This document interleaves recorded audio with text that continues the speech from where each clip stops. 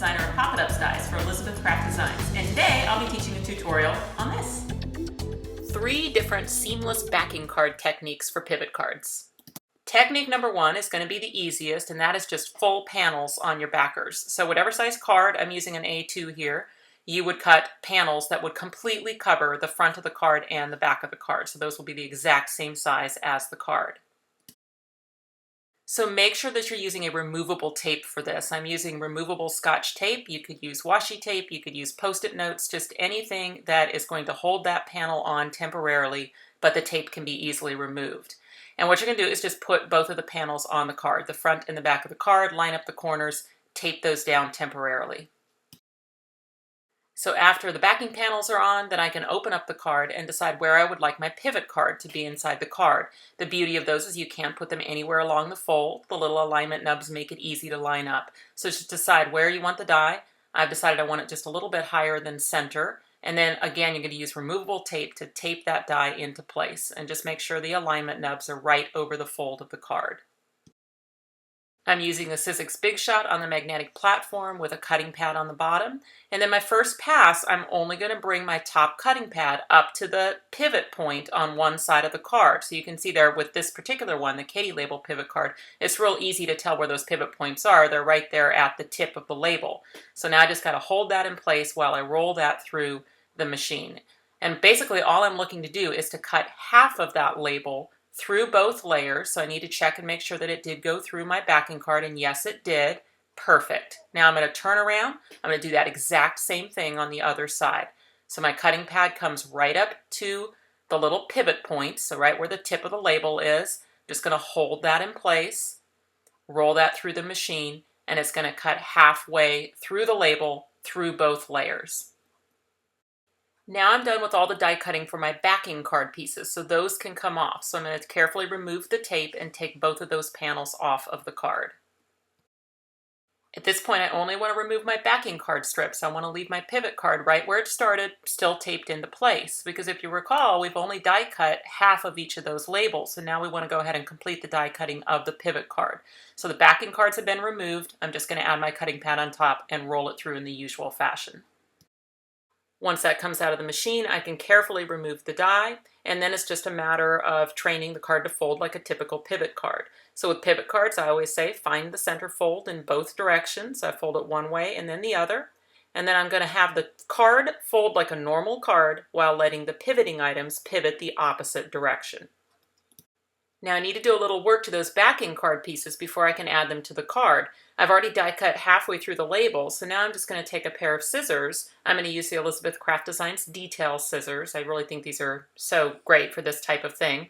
And then I'm just going to cut right there in a straight line and remove that half a label.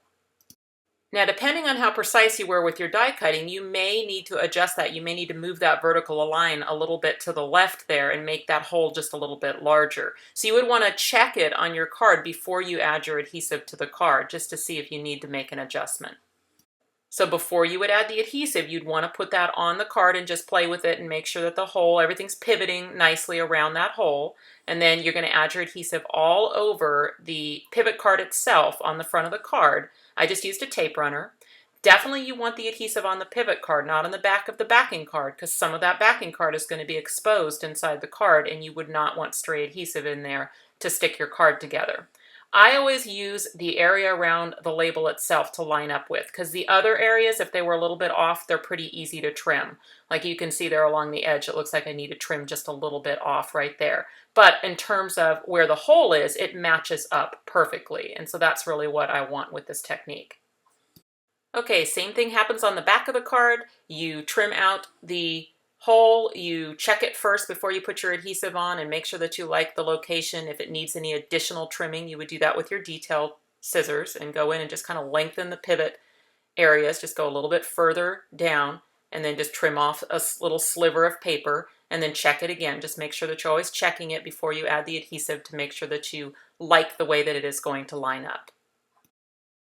Once again, you'd add the adhesive to the cardstock itself and then stick the backing card to it. That way inside the card where you see some of the inside of that pattern paper, there's no adhesive there that could stick your card down.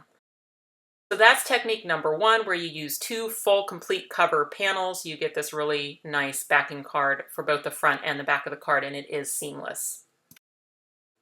I finished this card out pretty simply, made it a congratulatory card, and I used both the decorator labels that come with the Katie Label pivot card, but then also I mixed in a couple decorator dies, including the stitching die from the Katie Label Accordion, because those two Katie Label dies coordinate perfectly. Okay, let's move on to technique number two, which is when you want to do the exact same thing, but you want to actually have your backing panel a little bit smaller than the card front so that you get that little border edge. Once again, card size is completely up to you. I've done an A2 size card, and then I've cut the pattern paper panels just a little bit smaller than the card size so that I'll end up with that little craft border. Now, speaking of the craft cardstock, I need just a little scrap of craft that's big enough to patch an area along the fold that's going to end up being cut by the pivot card. So that's an extra step for this technique that you didn't need for the first technique. The first technique had full panel coverage, whereas this one, those panels are just a little bit smaller. Okay, from here I'm going to follow the exact same procedure as in technique number one. My first step would be to temporarily tape my backing panels into place. In this case, I have a little bit of a border, so I want to make sure that border is nice and even, and I also want to make sure that I am using removable tape, so it will be able to come off quite easily after I've done that little partial die cut. The inside of the card is where I'm going to tape down my pivot card die. In this case, I'm going to use the Evergreen pivot card, and once again I can choose where along the fold I would like that die to go. Once I've chosen a location, I just make sure that the alignment nubs are right over the fold of the card, and I'll use the temporary removable tape to hold that die in place. The first thing I do is I bring my cutting pad right up to the pivot point. For the Evergreen pivot card, the first pivot point is in between the two small trees, so I'll just hold that in place right in between those two trees and roll that through the machine. Exactly like technique number one, the next step is to flip the card around on the platform, bring the cutting pad now right up to the middle of the second pivot point, which would be right in the middle of the big tree. Hold that in place and then roll that through the machine.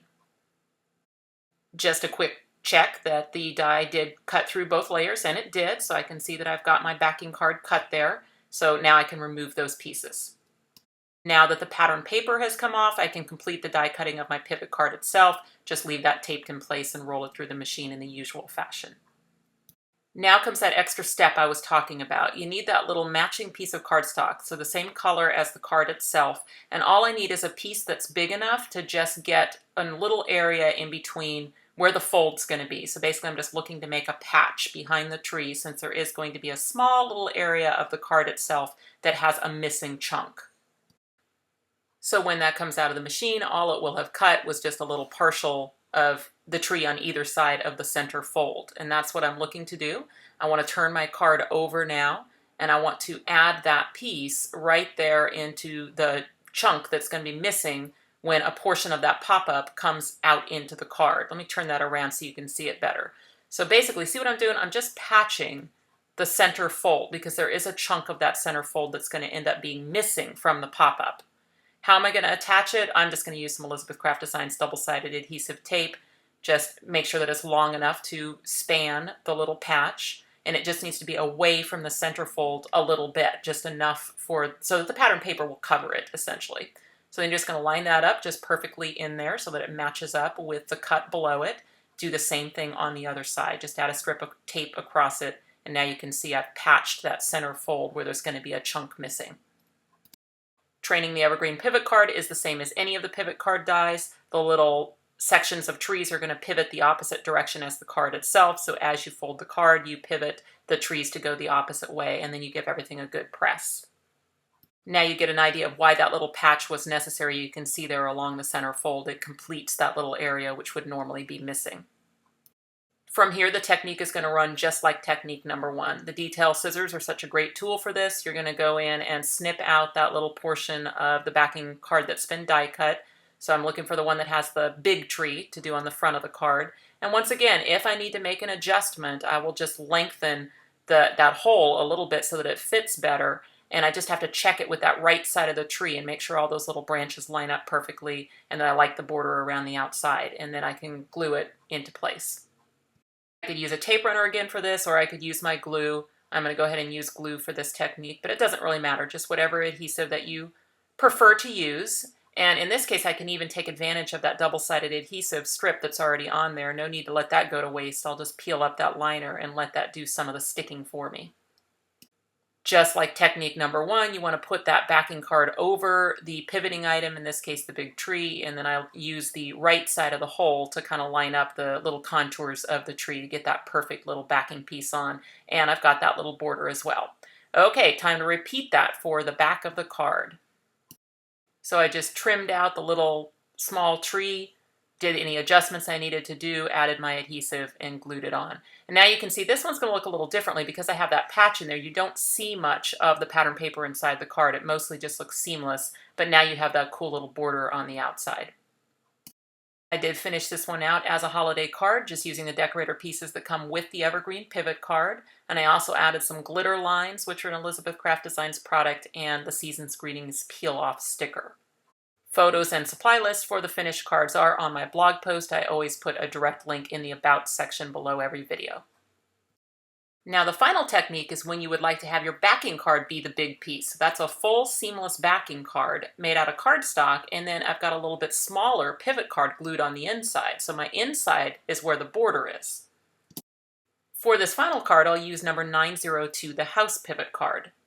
Now, I pretty much know where all the pivot points are, but if you're finding it difficult to tell where that little cutting pad is supposed to stop, you can always do this little step first, which is to look on the die side, where you can see the cut blades, find the pivot points, and then just indicate where those are on the back of the die using a Sharpie pen. So for this technique, it's my backing card that's the big full A2 size card, and then it's my interior pivot card that's a little bit smaller. And step 1, just like all the techniques, is to use the temporary removable tape to tape those two pieces together. The die lines up on the interior of the card anywhere along the fold using the alignment nubs, and you tape that in place. You bring your cutting pad just up to the first pivot point. That's the one where I've got my little Sharpie pen marks, making it quite easy. Roll that through. Flip the card around and cut up to the second pivot point. Next, I remove the backing card. You can see how that's going to look there with half the house on one side and a couple pickets of fence on the other. And then I just complete the die cutting of the pivot card itself. Traying the pivot card in the usual fashion, the house and the fence are going to pivot opposite the card itself, and you give everything a good squish in the closed position. Just like with technique number 1 and number 2, you're going to use the detail scissors to trim out the little holes. Now you've got holes in your backing card. When you line up the pivot card over the backing card, then those pivot cards can shoot right through the holes, and you've got this perfect little seamless backing card with a little smaller pivot card inside.